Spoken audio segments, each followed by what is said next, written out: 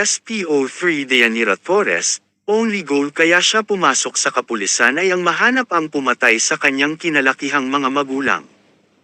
Her life was miserable that time. Patapon kung susumian. 7 years later, nasa peak siya ng bagong propesyon nang hindi niya akalain na magkukross ulit ang landas nila ng lalaking siyang dahilan ng pagbangon sa pagkakalugmok niya noon. She then falls deeply in love with him, without knowing na may isa pala itong sekreto. Copper, Lord, Salazar ay ang kinikilalang pinakabatang mafia lord sa buong mundo. Will she take the risk para sa panghabang buhay na commitment kasama ang lalaking iniibig sa kabila ng itinatagong propesyon ng bawat isa? O bibitawan ang lahat para sakay sa isang taong mundo na kung ituring niya? Prologo. Nagmamadaling ibinaba ni Deyanira ang kanyang suot na pantalon noong mga oras na iyon. Pagkatapos ay isinunod ang kakarampot na maliit na tel ang tumatakip sa kanyang kasalanan. Pagkuhan ay kumandang patalikod sa lalaki, kumapit sa sandalan ng upo ang nasa harapan. Doon ay nagsimulang itaas baba ang katawan. Kasalukuyan silang nasa loob ng sasakyan ng lalaking kakikilala lang kanina. Nakapalagayan niya ito ng loob habang nasa training sila ng pagiging isang pulis. Isa ang lalaki sa nagpapakita ng motibo sa kanya na medyo natipuhan niya naman kaya nang magkayaya ang mag-usap in private ay nauwi na sa ganito ang lahat. Sa mga nakalipas na mga minuto ay paulit-ulit niyang iginiling ang katawan sa ibabaw ng lalaki na parang bihasa na sa ganitong bagay. Alalay pa nito sa paghawak ang kanyang balakang habang salaitan ang impit na pag-ungol na lumalabas sa kanilang mga bibig. Maya-maya ay napakapit na siya ng mahigpit sa kinakapitang sandalan ng front seat ng sasakyan. Naramdaman niya na rin ang pagsalubong ng katawan ng lalaki sa bawat mariin na pag-upo na ginagawa niya sa pang-ibabang parte ng katawan nito. Ilang sandali pa ay halos sabay silang nagpakawala ng mahabang pangungol. Nagpos sandali at nang bumalik na sa kamalayan ay agad na kumilos upang makaalis sa kinapupwestuhan. Pumaupo sa upo ang nasa backseat, katabi ng lalaki. Iniangat niya ang kanyang panloob na suot na pagkuhan ay isinunod ang pantalon at inayos ang sarili. "Ah, that was good," sambit ng lalaki na kasalukuyang ibinabalik na rin ang pagkakaayos ng suot na pantalon. "Can I have your name and phone number?" Dugtong pa nitong tanong sa babae habang may ngiti sa mga labi. "Ah, no. Bakit ko naman ibibigay sa iyo ang pangalan ko? You are not my type." Irap niya dito habang inaayos ang pangitaas na suot na blouse. Mula sa pagkakangiti ay napasimangot ang kausap na lalaki. "Then bakit ka sumama sa akin at makipasex kung hindi mo ako type?" May pagsalubong ng kilay na saad nito. "Out of boredom.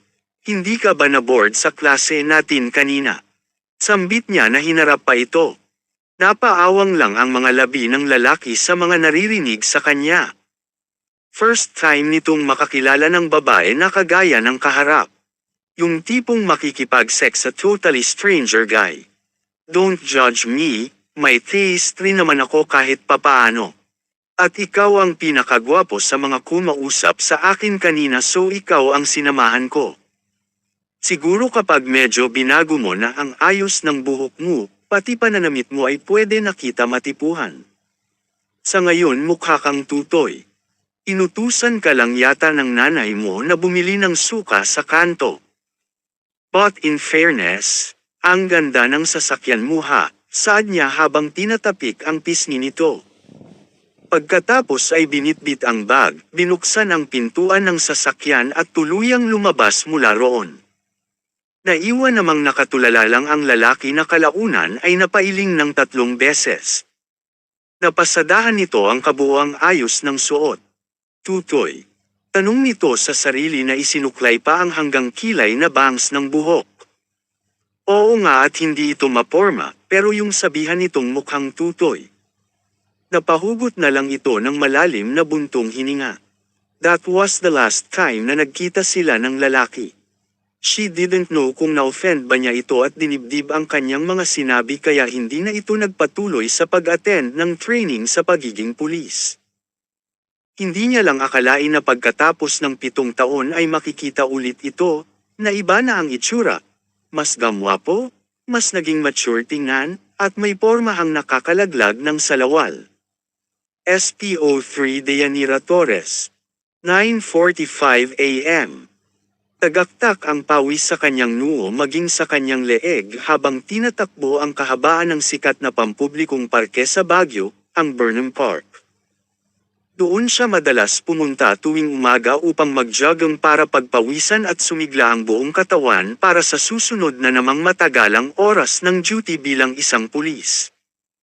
Suot sa pangibaba ang kulay gray na cycling at sports bra sa pangitaas na inibabawan lang ng puting sleeveless na hanging shirt. Itinirintes niya ang lampas sa balikat na itim na buhok upang hindi maging sagabal sa mukha sa gagawing pagtakbo. She strapped her phone on her arm habang ang isang earpods ay nasa kaliwang tenga nakikinig ng nakakaindek na musika habang ang isang tenga ay aware sa ingay sa paligid, nang mapansin niyang naalis ang pagkakasintas ng suot na itim na sapatos sa kanang paa. Agad siyang huminto, at yumuko para isintes iyon. Nasa ganoon siyang pagkakaayos ng ilang saglit pa ay mula sa kanyang likuran ay may narinig siyang ito na isang lalaki. Hindi man sigurado kung siya ang pinipituhan ng taong iyon ay naitaas niya ang paningin at naisalubong ang mga kilay.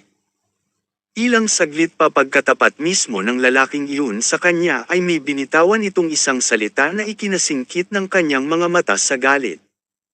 "Hi, sexy." Tila nagpantang ang kanyang tenga, naitaas ang isang kilay at nangalit ang mga ngipi na sinundan ng tingin ng lalaki na kasalukuyang nagjo-jogging din. Agad niyang tinapos ang pagsisintes sa sapatos at kapagkuan ay tumakbo ulit upang sundan ang lalaki. Mabilis ang kanyang ginawang paghabol dito at pagkalampas niya sa lalaking iyon na nag-catcalling, sa kanya ay pumaupo at iniharang ang paa sa daraanan nito upang patirin ito. Sa bilis ng pagtakbo ng lalaki ay hindi na nito naiwasan iyon at agad na napatimbuwang ito sa konkretong daanan. Nilapitan niya ito. She then grabbed his shirt up. Sa liit ng kapal ng katawan ng lalaki ay tila nagbuhat lang siya ng isang may kabigatang luggage. Pinaupo niya ito sa sementadong daanan paarap sa kanya upang kausapin ng face-to-face. "Alam ko sexy ako, but you don't have to remind me," she smirked at the guy. "Pero sa susunod pigilan mo sana ang bibig mo na ito, nakakabastos eh. Baka next time hindi lang yan ang matitikman mo galing sa akin." Nang gigigil na may paglaki pa ng mga matang turan niya dito. Tila nang hintukutan naman ang lalaking iyon na napaatras ng ilang inches sa pagkakaupo at napatangulang sa kanya ng ilang beses. She sarcastically gave him a smile, got up and left immediately. Madali lang pala itong kausap. Sa mga sumunod na minuto ay ipinagpatuloy niya ulit ang pagtakbo at ipinukas ang atensyon sa ginagawa. Nakakaisang laps pa lang siya ulit sa pagtakbo ng ilang minuto pa ay may marinig siyang nagsisisigaw na isang babae sa hindi kalayuan. Naibagal niya ang pagkilos ng mga paa, at inilinggo-linggo sa paligid ang paningin. "Snatcher! Snatcher! Ang wallet ko! Tulong!" Mabilis na hinanap ng kanyang pandinig ang kinaroroonan ng babaeng humihingi ng saklolo. Ngunit sa dami ng nagkukumpulang mga tao sa iba't ibang parte ng parking iyon ay tila hindi niya moari kung saan hahagilapan ang sumisigaw na babae. Talamak talaga ang nakawan at agawan ng mga bagay sa lugar na iyon. Isa kasi iyon sa pinakadinarayong lugar sa Baguio. Ang pagkakaroon ng magandang klima at tanawin sa lugar na iyon ang dahilan kung bakit dinarayo iyon ng maraming tao mapalokal man o galing sa ibang lugar o bansa. Isa ring dahilan kung bakit doon siya palagi tumatakbo sa umaga ay para masawota ang masasamang gawain ng mga ito na balita niya ay karamihan ng mga miyembro ay mga kalalakihang nasa menor de edad. Inilinggo-linggo niya ang mukha umaasa na may makitang komosyon mula sa narinig na nagsisigaw na babae. Nang biglang may makita siyang isang lalaki na kumakaripas ang takbo, hindi nito alintana ang mga nababangga ay nasasanggi na ibang tao. Nakita ang target. Kumari pa siya ng takbo para sundan ang may kapayatan at hindi naman kitaasang lalaki. Tama nga ang usap-usapan at tila menor de edad nga lang ang mga malalakas ang loob na gumawa ng isang klase ng masamang gawain doon sa kanilang lugar. Sandali siyang napahinto ng matansya na hindi na niya mahahabol ang bata. Tiningnan niya kung saan ito papunta at imbes na habulin ito ay balak na lang itong salubungin. Patungo ito sa Tagong Eskinita. Pinabilis pa niya ang pagtakbo habang pinagmamasdan kung tama ba siya ng hula kung saan padako ang batang snatcher. Ilang sandali pa ay nakita niya ang bata na may dalang maliit na wallet na pasalubong sa kanya. Nakatimbre ang bata na liliko pa sana pero sadyang mabilis siya at nahablot kaagad niya ang itim na t-shirt na suot nito. Boknoy. Sambit niya nang makilala ang batang lalaking sinundan. She was gaspang sa ginawang paghabol dito. Ate Yani. Takot ang nakita sa reaksyon ng bata nang makita ang humablot sa t-shirt nito. Ano ka bang bata ka? Bakit ka nang snatch ng wallet? May pagkairitang saad nito sa batang lalaki na nasa edad ng 14. Kasi po nagugutom na ako. Hindi pa ako kumakain simula pa kagabi, nahihimas nito. Ang tiyan sa sinabing iyon. Ha? Bakit hindi ka pumunta sa bahay ko? Pinitawan niya ang pagkakahawak sa damit nito at mula sa inis ay tila napalitan ng awa ang naramdaman dito. Nahihiya na po ako sa inyo Ate Yani, marami na po kasi kayong pinapakain, saad pa nito sabay kamot sa ulo. Okay lang naman yun basta kapag meron ako, magbibigay ako sa inyo. At saka marami namang paraan para kumita ka pang bili ng makakain, bakit pagiging snatcher pa ang pinasok mo? Aniya. Sa lugar nila, isa siya sa mga lapitan ng mga batang pulubi kapag walang makain. Malapit sa kanya ang mga pulubing iyon gaya ni Boknoy dahil once na rin siyang naging pulubi dati. Ngayon lang po Ate Yani, nahihiyang sagot ng binatilyo. Sigurado ka ngayon mo lang ginawa yan, kung hindi ibibigay kita sa DSWD. May pagbabante niyang sabi para hindi na umulit ang bata. Opo ate, ngayon lang talaga, promise. Sabi pa nito sabay iling ng ilang beses. O sige, naniniwala na ako sa iyo, aniya na inakbayan nito. Samahan mo akong ibalik yan sa babaeng may-ari ng wallet at pagkatapos ay bibilhan kita ng pagkain, hindi na nakaangal pa ang bata nang akayin niya ito pabalik sa lugar kung saan ito nanggaling kanina. Naabutan nila ang babaeng umiiyak na pinagkukumpulan na rin ng mga taong nag-uusyoso. Hinayaan niyang si Boknoy ang magbalik sa babae ng wallet nito, at humingi na rin ito ng pasensya habang ibinibigay iyon. Nagpasalamat naman ang babae sa bata lalo na sa kanya. Ngunit hindi pa nagtatagal ay may tila. Nagkagulo na naman sa kabilang panig ng parke na iyon. Tila may nangyayaring komosyon doon ng mga tao na inagaw ang kanyang atensyon. Diyan ka lang, babalikan kita, saad niya kay Boknoy at agad ding umalis para lapitan ang nagkakagulong mga tao.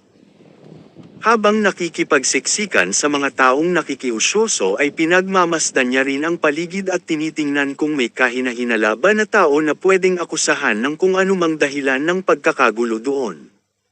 Kailangan niyang maging alisto. Pulis po ako, ano po ang nangyari? Tanong niya sa mga taong nalalampasan. Wala pa mang nakakasagot sa katanungan niya nang bumalandra na sa kanyang paningin ang babaeng nakasalampak sa lupa. Duguan ito sa may tagiliran na sapaw-sapaw nito ng mga kamay. Agad niyang tiningnan ang sugat nito habang kinakausap. Napag-alaman niyang sinaksak ito ng isang snatcher ng manglaban ito at tumangging ibigay ang bag nito na kalaunan rin naman ay napasa kamay rin ng lalaking may masamang loob. Maliksi siyang napatayo at inilinggo-linggo ulit ang paningin sa paligid. Ayon sa babaeng nasaksak ay nakasuot daw ng sombrero ang suspect at nakapulang kulay ng suot na damit. Mabilis na tila nag-alas scanner ang paningin niyang hinanap ang lalaking tinutukoy nito. Nang ilang sandali pa ay may mamataan siyang isang lalaki na akma sa description ng babaeng nasaksak. May dala yung isang bag na pangbabae at tila pa simpleng nakikisabay sa mga taong namamasyal doon. Modus na iyon ng mga ito para hindi akalain ng iba na may kinalaman ito sa nangyayaring kaguluhan doon. Call an ambulance, aniya sa mga nakikiusyoso pagkatapos malaman na hindi naman kalaliman ang sugat ng biktima. Agad siyang kumilos at sinundan ang namataang lalaki. Ngunit sadyang malakas ang pakiramdam ng suspect at nalaman agad nito na sinusundan niya ito kaya wala pa man ay kumari pa na agad ito ng takbo, senyales na tama ang taong pinaghihinalaan niya. Naghabulan sila sa paligid ng park. Hindi na alintana ng lalaki ang mga nasasalubong na mga tao. Pinagtutulakan nito ang mga iyon para lang umalis sa daraanan nito. Ngunit sadyang mabilis siya. Sinunggaban niya ang lalaki nang mapatid ito sa nakausling bato malapit na sa tagong eskinita ng parke. Napaupo ang lalaki sa konkretong sementadong daanan. Agad na kinuha nito ang patalim na ginamit sa pananaksak sa nabiktimang babae kanina at iwinasiwas sa harapan niya. Natigilan siya pero hindi rin naman nang hintikutan. Expected na niya iyon na ilalabas nito ang kutsilyong ginamit sa pananaksak sa babaeng nabiktima nito kanina.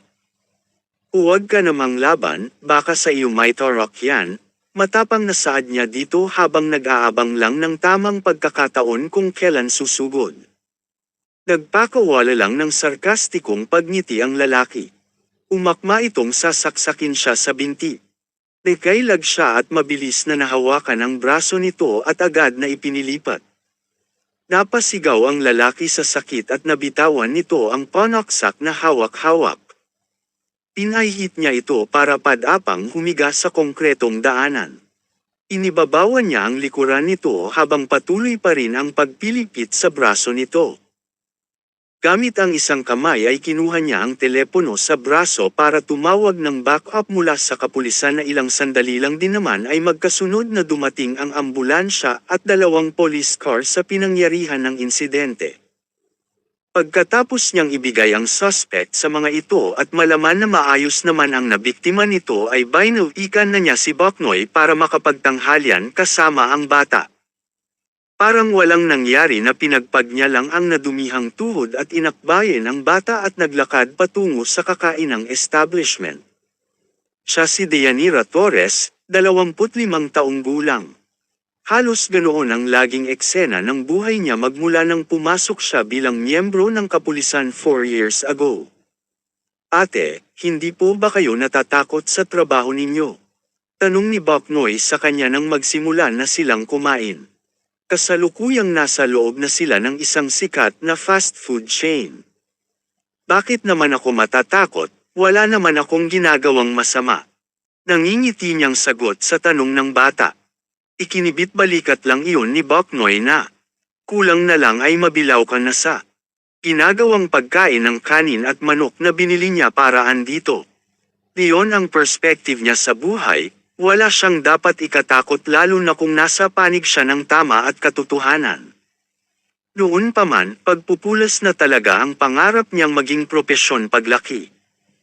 Iba ang hatid sa kanya ng mga ito lalo na kapag nakakalutas ng krimen at nakakahuli ng masasamang loob.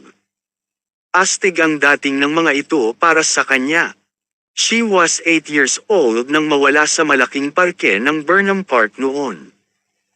Ang naaalala niya lang ay hawak siya ng kanyang tatay nang bigla siya nitong mabitawan sa gitna ng maraming tao sa parke at simula nga noon ay nagpalaboy-laboy na siya doon. Halos 1 taon din na nagtiis siya na matulog sa kalye. Umulan man o umaraw ay namamalimos siya para may makain. Magsisyam na taong gulang na siya nang matagpuan siyang palaboy-laboy sa lansangan ng 2 may kidaran na rin na mag-asawa. Hindi nag-atubili ang mga ito na kupkupan siya. Kaya naman bilang sukli sa lahat ng ginawang kabaitan ng mga ito sa kanya ay pinagbuti niya ang pag-aaral ng magkaroon ng pagkakataon na makabalik sa eskwela na ayon rin sa kagustuhan ng mga ito. She was valedictorian when she finished elementary and salutatorian noong magtapos ng high school. Nagbago lang ang lahat at medyo nagloko sa pag-aaral nang mamatay ang mga itinuturing na mga magulang nang makapasok ang tatlong mga lalaki sa lubing kanilang bahay dati at ay hostage nito ang mga ito at tuluyan ng mapatay ng ma-corner ng mga pulis. Ang masama pa ay nakatakas din ang mga ito na hanggang ngayon ay pinaghahanap pero ng mga awtoridad. Sandali siyang tila nawala sa sarili noon.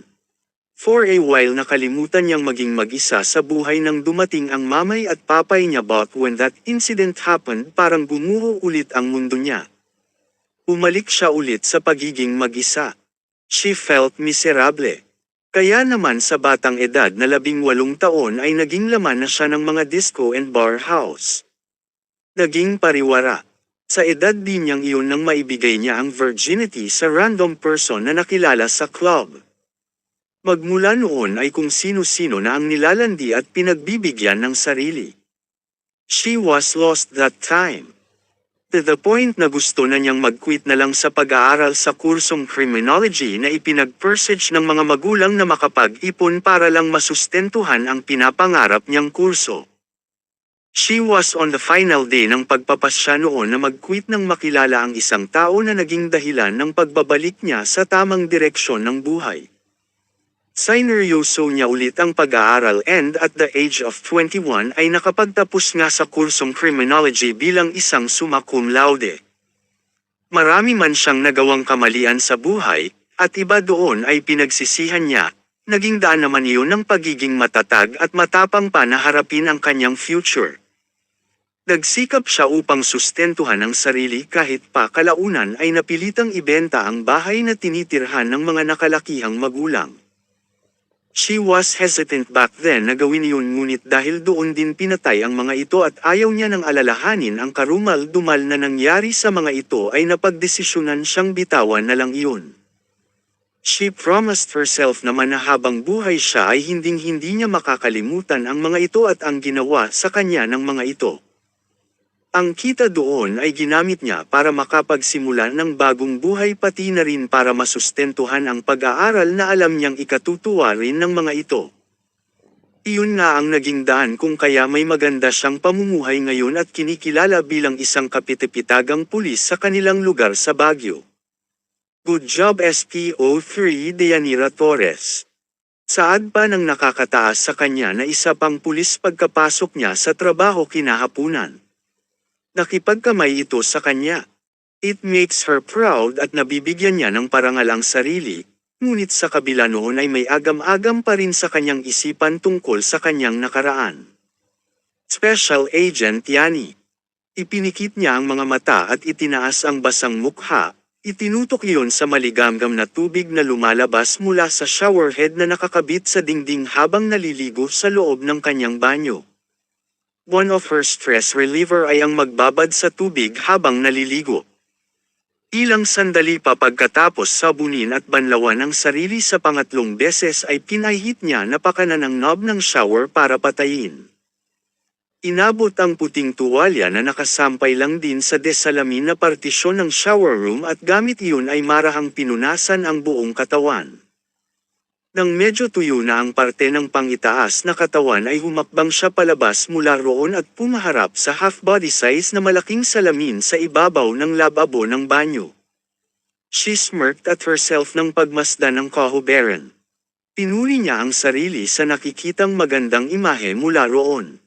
She always reminds herself na kaakit-akit siya at kaibig-ibig. Minsan na kasi niyang kinasuklaman ang sarili noon dahil sa pagkawala ng mga kinagisnang magulang. May mga hindi kanais-nais na ginawa siya sa sarili dati.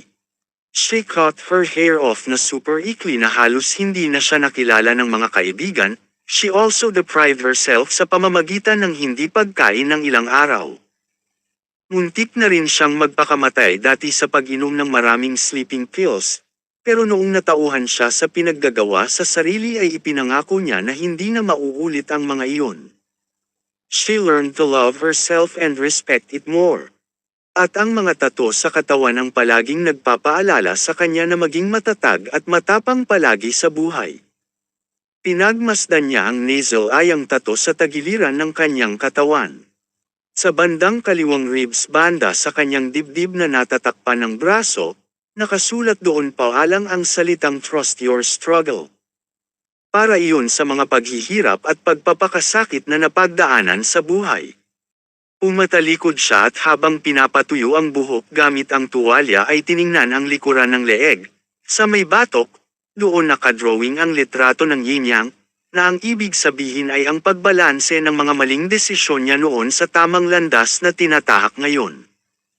Pagkatapos maalis ang ekses na tubig sa buhok ay dinala naman ang tuwalya sa kanyang legs pababa sa binti patungo sa kanyang paanan. Sa gilid ng kanyang ankle ay nakaguhit ang isang feather. It symbolizes trust, honor, wisdom, power, strength and freedom. Ipinalagay niya iyon ng matauhan at ma-realize na kahit ilang beses iwan ng mga mahal sa buhay ay palagi pa rin itatatak sa isipan na she is still worthy despite everything. Na darating ang panahon na may tao pa rin na magstay sa kanyang tabi at hindi na siya iiwan kailanman. Sinimulan niyang ilagay ang mga ritual na ginagawa sa katawan, sa pag-aalaga at pagpapaganda sa sarili. She put a little makeup on her face and afterwards nang maipatuyo ang buhok sa pamamagitan ng hair blower ay itinali lang ito pabon. She then starts putting her clothes on, simula sa mga maliliit na telang pangloob na sinundan ng pagsuot ng kanyang camo pants at ang simpleng dark green na kulay ng t-shirt na may nakalagay na logo sa bandang dibdib. She is excited sa aatenan na pagtitipon ngayong araw. Isa ito sa pinakahihintay niyang mangyari sa kanyang napiling bagong propesyon pagkatapos ng 4 na taon sa pagiging isang pulis. Ilang sandali pa, pagkatapos asikasuhin ang sarili ay kinuha niya ang helmet na nakapatong lang sa maliit na lamesa sa gilid ng pintuan. Dumiretso sa kanyang maliit na garahe sa harap ng bahay at doon ay sumakay sa nakaparadang motorsiklo. Ang lahat ng ito, ang may kaliitang apartment na tinitirhan ngayon at ang motorsiklo na ilang taon na rin sa kanya, ay mga bunga ng pinagpagiran sa pagtatrabaho bilang isang tagapagtanggol ng batas. Always remember this. One of the most important things as an agent is maging totoo kayo sa sarili ninyo. If you cannot be honest with yourself, how can you get the truth out of anyone else? Each and every one of you have to know yourself. Kung lahat man ay tumalikod sa inyo sa gitna ng digmaan, wala kayong magiging kakampi kung hindi ang sarili lang ninyo. Natagpuan niya na lang ang sarili na nakikinig sa speeching guest speaker noong gabing iyon sa may malaking kwartong kinapapaluban kasama ang higit 30 kataong nakaupo at nakikinig rin dito. Ngayong araw na ito, it's official na agent na kayo but I'm telling you all, nagsisimula pa lang kayo. It will get harder from here. So please, isipin ninyo ang gusto ninyo sa buhay. Kung ano ang nais ninyong mangyari sa future ninyo. More than that, isipin ninyo kung sino kayo at bakit kayo nandito, bakit ninyo pinasok ang trabahong ito. Nagsipalakpakan ang lahat ng taong nandoon pagkatapos magbigay ng inspirational speech ang may katandaan ng lalaki na siyang director ng NBI. Magmula noong oras na iyon ay hindi na maalis sa kanyang isipan ang mga sinabi nito. Lalo na ang mga katagang binitawan nito na maging totoo sa sarili at kilalanin ang sarili. Of course she knows that she is being true to herself, pero ang kilalanin ang sarili literally. Doon siya biglang naguluhan. Oo at pinaghirapan niya kung sino siya at kung ano siya ngayon, pero ang alamin at balikan ang nakaraang buhay niya bago pa man siya kupkupan ng mga itinuring na mga magulang ay hindi siya sigurado kung saan magsisimula. Actually, hindi niya expected na sa papasuking bagong propesyon ay magti-trigger ito para halukayin niya ulit ang nakaraang buhay na matagal niya nang ibinaon sa limot. Maraming katanungan ang pumasok sa isip niya dati pero hindi na niya kinalkal pa ang mga iyon nang simulan ang sariling buhay kasama ng mga taong umampon sa kanya.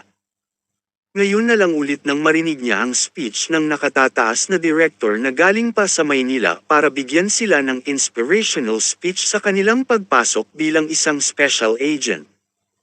Sandaling inantala niya ang kanyang isipan mula sa pag-iisip ng mga bagay na iyon nang makita niya ang pag-iba ng kulay ng traffic light. From red, it changed to green. Nagpatuloy siya sa pagdadrive ng kanyang motorsiklo. Galing sa innate na pagtitipon sa gabing iyon sa pagpasok sa pagiging special agent ay pupunta siya sa bahay ng matalik na kaibigan kung saan nag-conduct ito ng party para sa kanila sa pag-iiba ng probes yung tinahak. Habang nagdadrive ay pumasok ulit sa kanyang isipan ang huling sinabi ng director kanina. Kung bakit niya pinasok ang ganitong propesyon. She figured doon na lang siguro siya magpo-focus sa katanungan nitong iyon. Kahit pa binabagabag pa rin siya ng kanyang nakaraan, she reached way too far para balikan ang mga iyon at magpaapekto doon especially ngayong gabi. Naalala niya, noong bata pa siya, she always wanted to be a policewoman someday. Pero noong naging ganap na pulis na siya at hindi niya mahagilap ang hustisya sa pagpatay sa mga kinilala niyang mga magulang, feeling niya ay kailangan niya ng mag-step up. Kaya ito ang kinahantungan ng propesyon niya ngayon. From being a policewoman to being a special agent. She knows, sa pamamagitan nito ay may kapupuntahan na ang katanungan niya tungkol sa kinapaparunan ng 3 hostage takers na pumatay sa mga kumupkop sa kanya. At who knows baka sa trabaho din na iyon malaman niya na rin ang kasagutan sa katanungan na matagal niya nang kinikimkim sa sarili niya noon pa mang bata siya. Ang mga katanungang, nawala ba talaga siya sa parke o sadyang winala siya ng totoo niyang ama? She parked her motorcycle sa gilid ng malaking bahay ng kaibigan pagkapasok niya sa vicinity ng bakuran nito. Marami na rin nakapark na mga sasakyan doon at karamihan ng mga ito ay pamilyar sa kanya na ibig sabihin lang ay nandoon na ang iba pang mga kakilala na kasama rin sa pinasok na bagong propesyon. Pagkatapos kunin ang backpack sa compartment ng motorsiklo ay nagdire-diretso na siyang pumasok sa nakabukas na malaking pintuan ng malaki at magandang bahay na iyon. Doon ay sinalubong siya ng kanilang regional director ng Kapilusan ng Baguio. SPO3 Torres. Bungad ng may katandaan ng lalaki. Malaki ang pagkakangiti nito sa kanya. Congratulations! Isa ka ng special agent. I am so proud of you. Anito na inilahad pa ang kanang palad para makipagkamay sa kada rating lang na babae. Pinigyan niya ng matamis ng ngiti ang matandang lalaki na naging isa sa mga inspirasyon niya sa trabaho. Huwaran at mapagkakatiwalaan ang taong iyon at isa iyon sa sumusuporta sa lahat ng desisyon niya sa buhay lalo na pagdating sa kinuhang bagong propesyon. In fact, tinuturing niya na itong isang ama na palaging handang magbigay ng advice sa kanya kapag may kinakaharap siyang problema. Salamat po sir, aniya na inabot ang kamay nito para makipagkamay rin. Nagkwentuhan pa sila ng konti habang iginigil siya nito papunta sa bandang likurang parte ng bahay na iyon. Doon niya natagpuan ang karamihang tao na masayang nagiinuman sa may gilid ng backyard at ang iba naman ay maingay na nagkukwentuhan habang nagtatampisaw sa may kulay berdeng tubig ng may kalakihang swimming pool na nandoon. Yani, mula sa likuran niya ay may tumapik sa kanyang balikat. Naibilang niya ang atensyon sa lalaking lumapit sa kanya. Oy Pat! Tango niya dito nang makita ang kaibigan na may daladalang isang maliit na bucket ng yelo na worry niya ay dadalhin nito sa mga kaibigang lalaki na nagiinuman. Okay ka lang. Parang ang lalim ng iniisip mo natatawa nitong sambit sa kanya nang makita siyang walang kaimik-imik habang pinagmamasdan ang mga taong nandoon. Oo naman. Overwhelmed lang, maikling sagot niya dito na nilakipan iyon ng magandang pagkakangiti. Fair na. Get changed para makapag-swimming na tayo while enjoying the booze. Tinanguan siya nito na itinuro pa ng paningin ang changing area na nasa gilid lang ng malaking bakurang iyon. Dala-dala ang backpack na pumasok siya doon at nagpalit ng damit panligo. Ilang minuto pa pagkalabas mula doon, habang naglalakad palapit sa pool at inaalis ang pagkaba ng buhok ay natigilan na lang siya ng mapansing nakatingin sa kanya ang lahat ng mga taong nandoon na karamihan pa naman ay mga kalalakihan. Nakatitig ang mga ito sa kanyang katawan na nooy lumabas pa ang pagkaputi ng kulay ng kanyang balat sa suot-suot niyang pulang two-piece swimsuit. Guys, ako lang to ha, natatawang saad niya nang matahimik ang lahat habang nakatingin sa kanyang makurbang katawan. Tsaka lang bumalik ang ingay ng mga ito kasabay ng tawanan ng iba sa naging reaksyon nilang lahat sa paglabas ni Deyanira. First time ng mga itong nakita siya sa ganoong ayos. Yani, mali yata ang pinasok mong propesyon. Mas bagay ka sa binibining Pilipinas, bakit hindi ka nalang sumali doon? Kantsaw ng isang lalaki sa kanya. Yani, nasisilaw ako. Feeling ko may anghel na bumaba mula sa langit, ani ng isa na nakalublob na sa pole. Yani, pwede bang mag-apply? Baka naman mapagbigyan mo ako, pakli pa ng isa na madalas ay nagpapahaging sa kanya. Natatawa lang siyang tiningnan ng mga lalaking iyon is-isakin-ilang lang niya ng uto ang mga sinabi ng mga ito at tumalikod na para lamusong sa nang eenganyong tubig sa swimming pool. Tumayo siya sa gilid nito at maya-maya ay bumwelo na tumalon sa tubig na tila isang professional swimmer. She stayed under the water na mahigit 1 minuto rin, at nang umangat ay nakita niya ang kaibigang lalaki na nag-aabang na sa kanya habang nakatayo sa gilid ng pool, hawak-hawak sa mga kamay nito ang 2 wine glass na may lamang alak. Tinawian siya nito para pumunta sa gilid ng swimming pool. Pagdating doon ay nauna na itong umupo na sinundan niya rin. Hindi kumukurap ang lalaki sa pagtitig sa kanya lalo na nang itukod niya ang mga kamay sa gilid ng pool at sa pamamagitan noon ay iniangat ang katawan para makaupo sa tabi nito. Paano ba yan, nadagdagan na naman ang mga admirers mo? Bakit kasi napakapihikan mo sa mga lalaki, anito habang nakatitig sa kanya? She rolled her eyes habang pinipiga ang basang buhok. Alam niyang sa pag-o-open up nito ng paksang iyon ay mapupunta na naman iyon patungkol sa matagal na nitong panunuyo sa kanya. Look, it's been almost 5 years na magkakilala tayo. You already know me very well. Bakit ba ayaw mo akong pagbigyan na maging boyfriend mo? Tama nga siya nang akala mangungulit na naman ito ngayong gabi. Patrick, ikaw na nagsabi na 5 years na tayong magkakilala. Isn't it better na magkaibigan na lang tayo? I like it better that way, saad niya dito pagkatapos uminom ng konti sa ibinigay nitong kalahating baso ng alak. Bakit ba? Ano ba ang problema sa akin? Guwapo naman ako, may magandang pangangatawan, mabait, gentleman, palaging nasa tabi mo kapag kailangan mo, maasahan mo sa lahat ng oras. Kung tutuusin kulang na nga lang ay ang confirmation mo na tayo na dahil hindi ka naman mag-stick sa akin for the whole 5 years kung wala ka rin pagtingin sa akin, hindi ba? Nagpalabas siya ng buntong hininga sa sinabi nito. Pat, I admit I enjoy your company a lot, hinahanap-hanap kita kapag hindi kita nakikita. Pero anong magagawa ko hanggang doon lang ang nararamdaman ko para sa iyo. Kung pwede nga lang diktahan ng puso, di ba, wika niya dito nang bahagyang ipihit ang katawan paarap sa kaibigang lalaki. Why not I try natin? Anito na naging excited sa sinabi. I try natin for 1 week, wala namang mawawala Kapag sa tingin mo hindi talaga pwede, then balik tayo into being friends. Na-roll niya ulit ang mga mata at napatawa. Ano yon friends with benefits? Yung tipong magkaibigan kayo pero you kiss and hug and do stuff na siyang ginagawa ng mag-boyfriend pero wala kayong nararamdaman sa isa't isa. Well, we will just do experiments para sa iyo. Malay mo mahulog na ang loob mo sa akin, kasi ako naman mahal naman na talaga kita noon pa. Ikaw na lang ang hinihintay ko. Nagpakawala ulit siya ng sarkastikong pagtawa sabay ang paulit-ulit na pag-iling.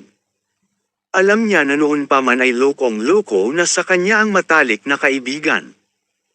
Ibinalik niya ang diretsyong pagkakaayos ng upo ng may mapansing isang lalaki sa may kadilimang bahagi ng bakurang iyon na tila nakatitig sa kanya.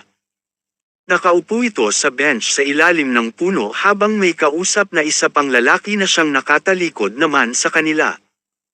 Ang ipinagtataka niya ay sa kabila ng may kinakausap ito ay sa kanya lang nakatuon ang pansin nito. Sandali niya rin natitigan ang lalaki na iyon. Sa kabila ng hindi masyadong maaninag ang mukha nito dahil may kalayuan ang kinalalagyan nito at nakasuot rin ito ng sombrero, ay napag-iisip talaga siya dahil parang nakita niya na ito noon pa. Naipilig niya ulit ang ulo nang maalala ang isang lalaki na naka-one night stand niya noon na siyang naalalang kahawig ng lalaking iyon. Agad na rumihistro ang magandang ngiti sa kanyang mga labi nang alalahanin ulit ang mga napagdaanang sandali nang makasama ito 7 taon na ang nakakalipas. 7 taon na ang nakaraan. Miss, kailangan mo ba ng tulong? Nagulat siya nang bumalik ang lalaking iyon para samahan siya sa pagtakbo ng 1.5-mile run na kanilang physical training noong araw na iyon. Sa katirikan ng araw na imbis ay tapos na ito sa pagtakbo ay bumalik pa talaga ito para tanungin siya kung kailangan niya ng tulong. No. Thank you. Itinaas niya ang isang kilay dahil sa taas ng pride na meron siya noon. They supposed to finish the 1.5-mile run in 15 minutes pero ilang minuto na lang ang natitira sa oras ay malayo pa rin siya sa pinaka-finish line. Ngunit sa kabila ng pagtataray niyang iyon ay nagstay pa rin sa tabi niya ang lalaki na ilang beses na pinalakas ang loob niya para lang matapos niya ng mas mabilis pa ang training na iyon. Hinawakan pa nito ang kanyang mga kamay noong napadpad sila sa paakyat na parte ng burol na pinili ng officer nilang pagganapan ng training nila. Hila siya nito at kung minsan pa ay itinutulak sa kanyang likuran.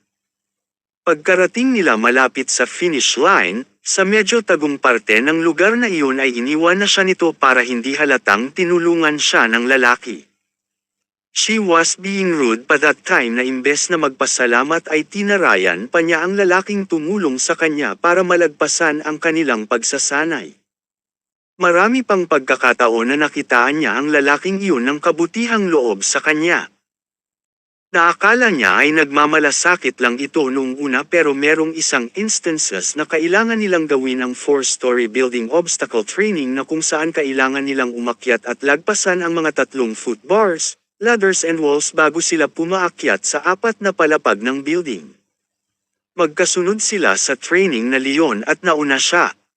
She had a hard time finishing that training lalo na noong nagkaroon siya ng kaunting injury mula sa nakaraang obstacle rin sa pazigzag na lakad na ginawa nila sa palibot ng cone noong isang araw. Natapilok siya and namaga ang paa kinabukasan, but she doesn't have hesitation na ipagpatuloy ang training noong araw na iyon sa kabila ng alam niyang mas mahirap ito. She was going down the building at mabagal ang pagbaba niya nang buhatin siya nito at dalhin sa pangalawang palapag. Tsaka lang ito nagpatuloy sa pag-akyat sa itaas nang masigurado nitong nakababa na talaga siya sa huling baitang ng unang palapag. Sa tingin niya ay na-underestimate niya ang kakayahan ng lalaki na iyon na para sa kanya ay isang tutoy lang dahil sa liit ng katawan nito, at may pormahang may pagkabadoy. Nawala lang ang tingin niyang iyon para dito nang may mangyari sa pagitan nilang dalawa isang araw. Of course she had to lie na hindi niya ito type. Naalala niya pa, she was bored that whole day. Pagkatapos ng kanilang lecture training, habang nasa break sila noon nang yayain niya itong makipag-usap sa kanya in private. At doon nga siya nito dinala sa magarang sasakyan nito na hindi niya akalain na pag-aari pala nito. The way he hold her and kiss her that time, tila may karanasan na ito na may tatawag pagdating sa pakikipag-sex pero dahil hindi naman siya nagseseryoso sa mga lalaki noon ay hindi niya ibinigay ang pangalan niya at telephone number niya na hiningi ng lalaki noong oras na iyon. Oo nga at hindi niya ito type noong una, pero those gentle touch na naranasan niya sa lalaking iyon, iyon ang hindi niya nakakalimutan hanggang ngayon. To the point na binago siya nito lalo na nang hindi na niya nakita ang lalaki pagkatapos ng araw na iyon. Nakonsensya siya sa mga masasakit na sinabi dito. Feeling niya she owed him an apology pero dahil dalawa silang hindi nakilala ang isa't isa ay hindi na niya pinag-aksayan pa ng panahon na hanapin ang lalaki. That day she stopped flirting with another guy. Hindi na rin siya nakikipag-sex sa mga stranger person na nakakasalamuha lang. Feeling niya kailangan niya ng pag-ingatan ang sarili mula sa mga lalaking dadaan sa kanyang buhay, gaya ng naranasang pag-iingat ng lalaki sa kanya noong mangyari ang huling S*X na naranasan niya dito 7 years ago, noong 19 years old pa lamang siya. Noong careless and hopeless pa siya sa kanyang buhay dahil still on recovery pa siya sa pagkawala ng mga umampun sa kanya. Still, she was thankful at maaga niyang naagapan ang sarili mula sa tuluyang pagkapariwara at maagang niyang na-realize na hindi ganoon ang gustong mangyari sa kanya ng mamay at papay niya kung nabubuhay pa ang mga ito. Passes. Sino yun? Siniko niya ang kaibigan sa pagtatanong niyang iyon tungkol sa lalaking kausap ng kanilang regional director sa party nang matapos ang kanyang pagmumuni-muni mula sa nangyari sa kanyang nakaraan. Naitaas ni Patrick ang mukha at ipinukol ang paningin sa lalaking tinutukoy ni Yani. Hindi. Bakit, type mo? Naisalubong niya ang mga kilay na ibinalik dito ang paningin. Nagtatanong lang, type na agad. May inis niyang saad dito. Nagtatanong lang naman din ako, sagot din ng kaibigan na natatawa pa sa naging reaksyon ni Yani. Actually Sir Rodriguez asked me if pwede ba daw na may papuntahin siyang tao dito para kausapin, para hindi na daw siya umalis pa para kitain ng kaibigan niya sa ibang lugar. Siguro yan na yung taong tinutukoy niya, paliwanag nito. Nagkibit lang siya ng mga balikat. Ano, sige na. Payag ka na sa kontrata natin. Tanong ulit ni Patrick na kinalabot pa siya sa braso. Ha? Anong kontrata? Naguguluhan niyang tanong. Yung magiging mag-girlfriend-boyfriend tayo ng 1 linggo. Titingnan lang natin kung may pag-asa ba na magkagusto ka sa akin, kinindatan pa siya nito. What? Naikunot niya ang noo. Patrick, yung mga naiisip mo na naman, mukhang ikaw lang ang makikinabang. Tila napipikon niyang sambit. Umakma siyang tatayo. Natatawa lang naman ang lalaki, saan ka pupunta? Pigil pa nito sa kanya na akala ay magwa-walk out siya. Kukuha ng malinom, sagot niya. Mamaya na, seryoso ang pinag-uusapan natin Ano kayang seryoso doon? Magpapanggap ako na may gusto ako sa iyo in 1 week. Naku, tigil-tigilan mo nga ako Patrick. Inalis niya ang pagkakahawak nito sa kanyang braso at tuluyang tumayo. Dahil nakayapak at ayaw marumihan ang sahig ng langbahay ng kaibigan na siyang pinasukan niya kanina pagkarating doon ay doon siya dumaan sa gilid ng bandang madilim na bahagi ng backyard nito, na ang lusot ay diretsyong kusina ng bahay. Doon ay patengkayad siyang lumakad nang biglang isang bruskong katawan ang nabangga niya sa daraanan. Kasabay ng pagbitaw niya sa basong hawak-hawak ay ang pag-out of balance ng kanyang katawan mula sa pagsangga ng may kalakihang taong nakasalubong. Mabilis na nasalo ng isang kamay ng lalaki ang nabitawan niyang baso kasunod ang paggapos ng bisig nito sa may kaliitan niyang bewang. I'm sorry. Are you okay? May pag-aalang tanong ng lalaking iyon kay Yani pagkuhan. Hindi nakapagsalita si Yani. Sa sandaling iyon ay napako ang tingin niya sa lalaking nakasombrero na napagtantong nakatitig sa kanya kanina. Bahagya pa niyang nasenggot ang suot nitong pabango na napakamanli ng amoy. Sa sandaling iyon ay tila ilang boltaheng kuryente ang naramdaman niya sa kanyang katawan mula sa pagkakayakap nito sa kanyang bewang. Tila nawala siya sa sarili sa kung paano nito hawakan ang parteng iyon ng kanyang katawan. May pagkabanayad. May pagkakahawig sa paghawak ng lalaking nakilala niya noon. Naipilig niya ang ulo nang makitang tumalikod na ang lalaki na iyon ng ilang beses siya nitong tanungin kung okay lang siya at ilang beses din siyang hindi nagsalita. Hindi niya masyado napakatitigan ang mukha ng lalaki. At may panghihinayang siyang naramdaman doon. Samantala, napakunot ang noo ng lalaking iyon nang bitawan ang babaeng nakabanggaan sa gilid ng daanan ng pinuntahang bahay para kausapin ang matagal ng kaibigan nito.